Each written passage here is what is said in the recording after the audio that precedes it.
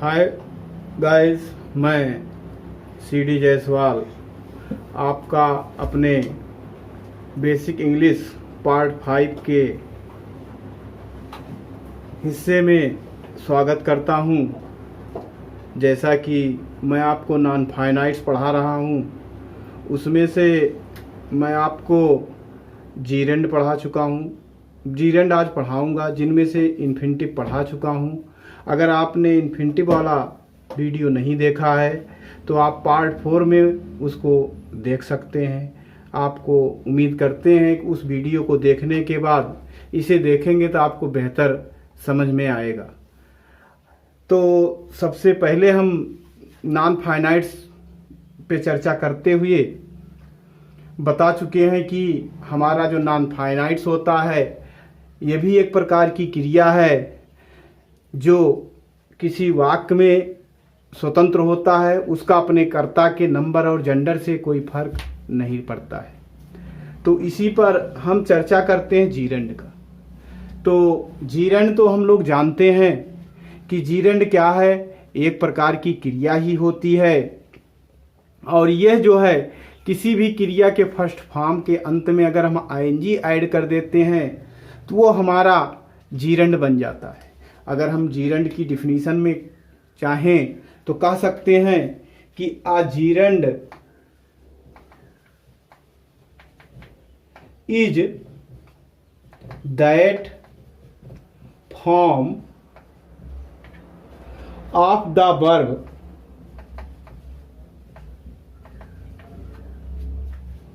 which ends in ing and has the force of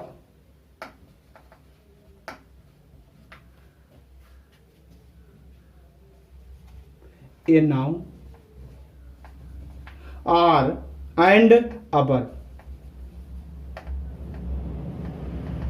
अर्थात हम अगर कहें कि जीरेंड क्या है तो हम कहेंगे कि जीरेंड जो है किसी क्रिया में आईएनजी लगाने से बन जाता है और इस पर जो है नाउन और क्रिया दोनों का प्रभुत्व होता है, यानी दोनों की ही छाप होती है। इस तरीके से हमारा जीरेंड बन जाता है। यानी अगर हमको किसी जीरेंड बनाना, किसी शब्द को, किसी क्रिया को, तो हमको कुछ नहीं करना है। जैसे मैं कहूँ डू, इसमें कुछ नहीं करना है, आपको केवल आईएनजी ऐड कर देना है इसके एंडिंग में, तो ये हो जाएगा डूइंग।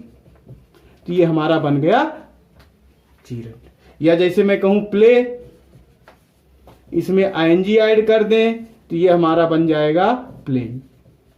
ये अब आपका शब्द ये कह सकते हो आपका ये जीरेंड बन चुका है। लेकिन अगर केवल आईएनजी लगाओगे आप तो इससे आपके 3 चीजें हो सकती हैं, यानी इनको हम 3 रूपों में जान सकते हैं। एक तो हमारा ये जीरेंड हो सकता है, दूसरा आपका प्रेजेंट पार्टिसिपल हो जाता है, और तीसरा जो है हमारा बनता है किसी कॉन्टिन्यूअस का हिस्सा हो सकता है। यानी आप कह सकते हो कि ये प्रोसेसिंग में होगा, नहीं कॉन्टिन्यूअस का हिस्सा हो सकता है। तो केवल आईएनजी देख लेने से हम ये नहीं कह सकते हैं कि कोई शब्द जो है हमारा जीरेंड है।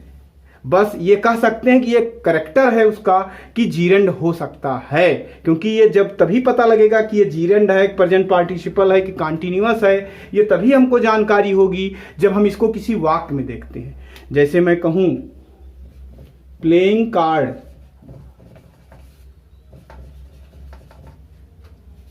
इज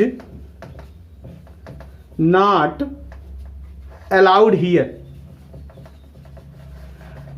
अब इस सेंटेंस में देखो प्लेइंग कार्ड कहां आया हुआ है, हमारा क्रिया है ये आपकी, और उसके पहले आया हुआ है।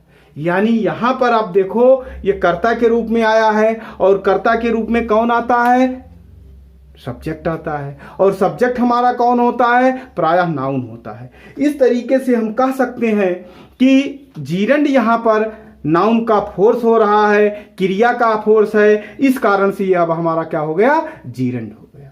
तो इस तरीके से हम इसको बड़ी इजीली समझ सकते हैं कि ये हमारा जो सेंटेंस है ये जीरंड है।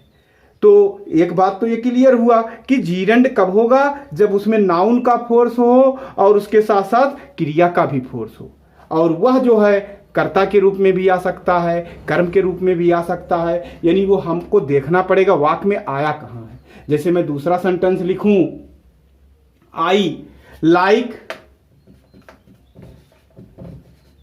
Reading pottery. अब इस सेंटेंस में हम देख रहे हैं कि रीडिंग पोट्री हमारा कहां पर आया हुआ है, क्रिया के बाद आया हुआ है। क्रिया हमारा ये लाइक है और इसके बाद हमने यूज किया रीडिंग पोट्री का। तो यहां पर क्रिया के बाद आया हुआ है, यानी एज ए ऑब्जेक्ट आया है। यानी एज ए ऑब्जेक्ट कौन आता है, नाउन आता है। यहां भी नाउन का फोर्स है। इस तरीके से ये अब हमारा हो गया जीरंड। तीसरा सेंटेंस अगर हम देखें तो होता है he is fond of playing cricket.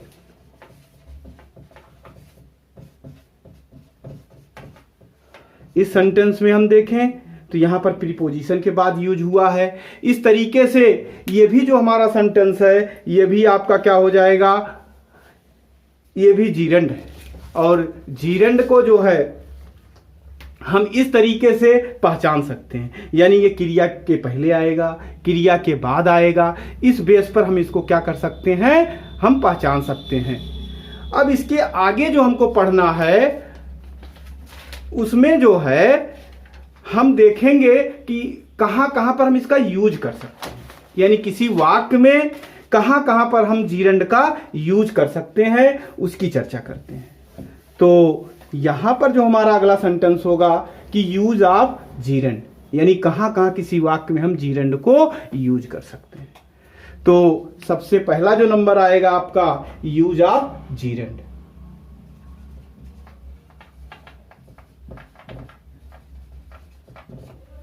तो पहला होगा as subject, as subject of a verb.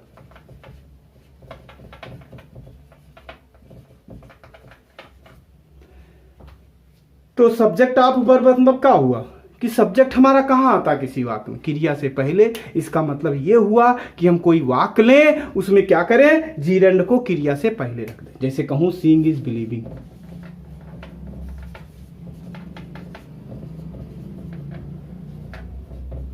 अब इस सेंटेंस में हमारा जो ये वाला क्रिया आई हुई है कि कहां पर ये जीरंड आया हुआ है, कहां पर है, क्रिया से पहले है। इसका मतलब हुआ कि एज ए सब्जेक्ट है और सब्जेक्ट के रूप में यहां पर कार्य कर रहा है और सब्जेक्ट के रूप में नाउन करता है कार्य। इसका मतलब फोर्स ऑफ नाउन है और क्रिया का भी फोर्स है, इसलिए जीरंड है। दूसरा हम सेंटेंस देखते हैं।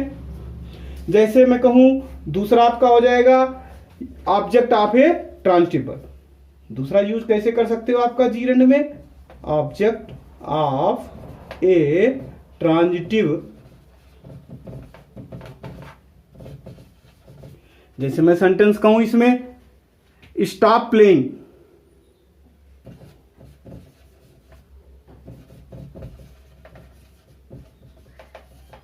इस सेंटेंस में देखो आपकी स्टॉप क्रिया है, इसके बाद यहां पर हमने यूज किया है जीरंड का, इसलिए क्या हो जाएगा, object of A transitive verb. इसी तरह से दूसरा मैं सेंटेंस लिखूं आई लाइक रीडिंग पोट्री।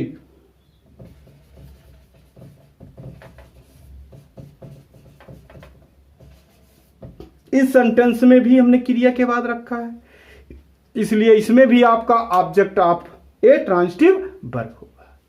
इसके बाद जो तीसरा यूज हमारा होता है इसमें object of A preposition.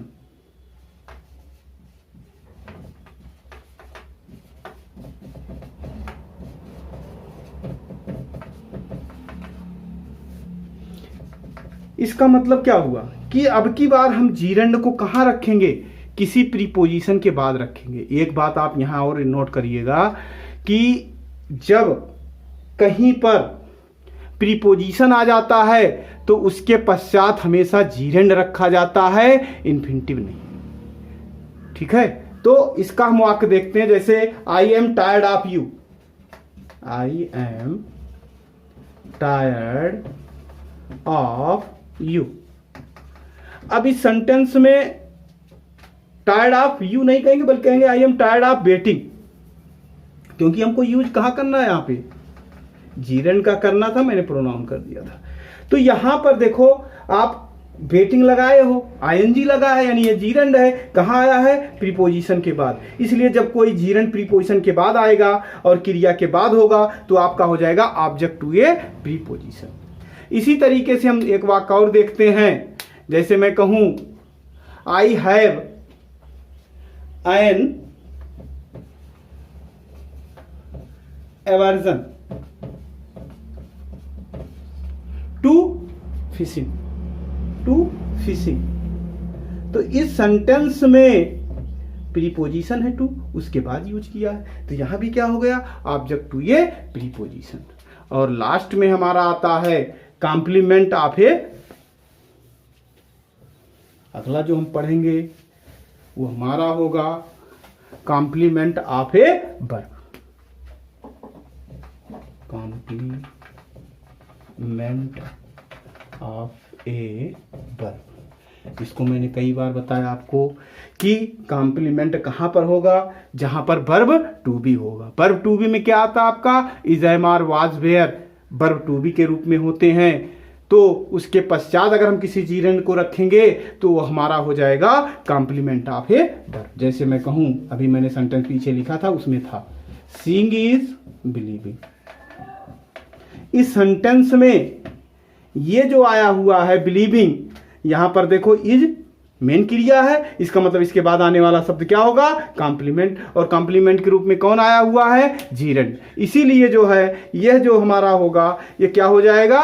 Complement of a verb. एक बात और याद रखिएगा कि जो आपका जीरेंड होता है, ये अगर हम थोड़ा सा इसके फॉर्म ऑफ जीरेंड देखें, फॉर्म ऑफ जीरेंड, तो आपने कहीं कहीं पर यूज देखा होगा फॉर्म ऑफ जीरेंड में कि ये प्रेजेंट फॉर्म में होता है और परफेक्ट फॉर्म में भी होता है।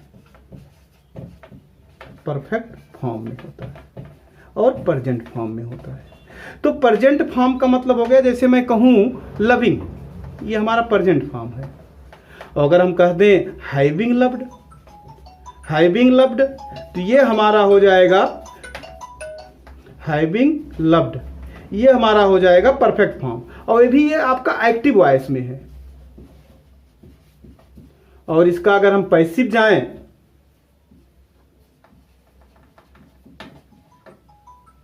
पैसिव वॉइस में जाएं, तो इसका हो जाएगा बीइंग लव्ड। और इसका हो जाएगा having being loved. Having plus being plus क्रिया का थर्ड फॉर्म, तो ये हमारा हो जाएगा हैविंग लव्ड। कहीं कहीं पर इसका भी यूज आपको मिलता है। इसी के साथ मैं अपना वीडियो बंद करता हूं। जय हिंद।